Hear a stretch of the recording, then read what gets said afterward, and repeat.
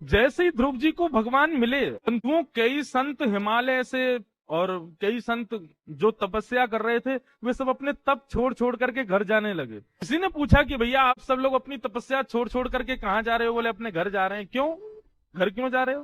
संत कहने लगे हम 100 वर्षों से, 200 वर्षों से, ना जाने कितने कितने वर्षों से तपस्या कर रहे हैं, ठाकुर जी हमको दर्शन नहीं दे रहे। और वो ध्रुव बालक राजा का बेटा है ना, 5 महीने में ठाकुर जी ने दर्शन दे दिए। ठाकुर जी पक्षपाती हैं। राजा का बेटा जान के, ऊंचे कुल में जन्मा है, वो जान करके उसको दर्शन पहले दे दिया, हमको दर्शन नहीं दे रहे हैं।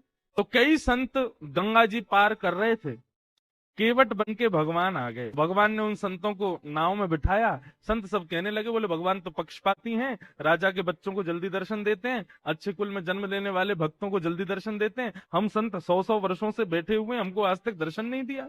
जैसे ही नाव बीच नदी में पहुंची, तो नदी में हड्डियां, मांस, रक्त आदि सब प्रकट होने लगे, उनका दर्शन होने लगा। संतों ने जब अपने चारों ओर हड्डियों को देखा, मांस को देखा, रक्त को देखा, तो नाव चलाने वाले मल्लाह से पूछने लगे, भैया ये इतनी सारी हड्डियां, इतने सारे मांस ये नदी में बह रहे हैं, ये किसके हैं?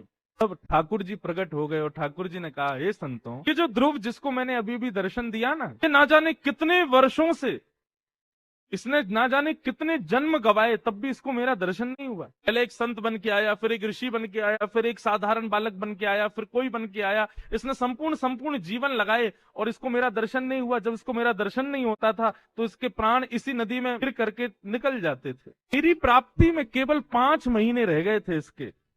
इसने कितने वर्षों तक तपस्या की, अलग अलग जन्म धारण करके, केवल 5 महीने के तप रह गए थे, उसको लेने के लिए ध्रुव बन के आया। एक राजा के यहाँ इसका जन्म हुआ। बाल्यकाल में ही वो 5 महीने इसने पूरे कर लिए और 5 महीने पूर्ण होते ही मेरा दर्शन हो गया।